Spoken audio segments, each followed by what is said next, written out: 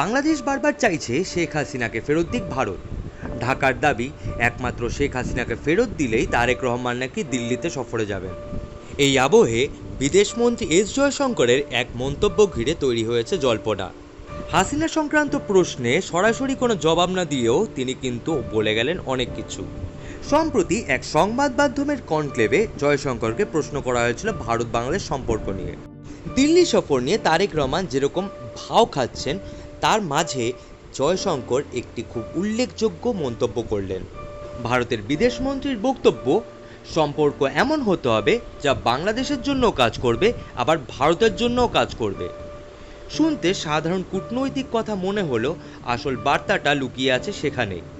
কারণ শেখ হাসিনাকে ফেরত পাঠানোর বিষয়টি বাংলাদেশের কাছে যতটা গুরুত্বপূর্ণ, ভারতের নিরাপত্তা ও কূটনৈতিক স্বার্থ দিল্লির কাছে ততটাই গুরুত্বপূর্ণ।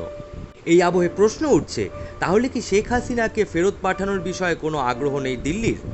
তুখোড় কূটনীতিবিদ জয়শঙ্কর কিন্তু বুঝিয়ে দিলেন, দিল্লির স্বার্থ যেখানে নেই, সেখানে শেখ হাসিনাকে ঢাকায় পাঠানোর কোনো আগ্রহ মোদী সরকারের কিন্তু নেই। তাতে তারেক রহমান যদি দিল্লি না আসেন, তাহলে আসবেন না। ভারত বাংলাদেশের সঙ্গে সম্পর্ক খারাপ করতে চাইছে না, কিন্তু শেখ হাসিনাকে ত্যাগ করে তারেক রহমানকে দিল্লিতে এনে ভিআইপি ট্রিটমেন্টও দিতে পারবে না। এখন আপনার কি মনে হয়, জয়শঙ্করের এই বার্তা কি ঢাকার কানে ঢুকবে, নাকি হাসিনা নিয়ে ঘ্যানঘ্যানানি জারি রাখবে বাংলাদেশ? ভিডিওটি ভালো লেগে থাকলে লাইক এবং শেয়ার করবেন, এবং বাংলাদেশ ও ভূ রাজনীতি সংক্রান্ত আরও এমন আপডেট পেতে প্লিজ আমার চ্যানেলটি সাবস্ক্রাইব করবেন। ধন্যবাদ।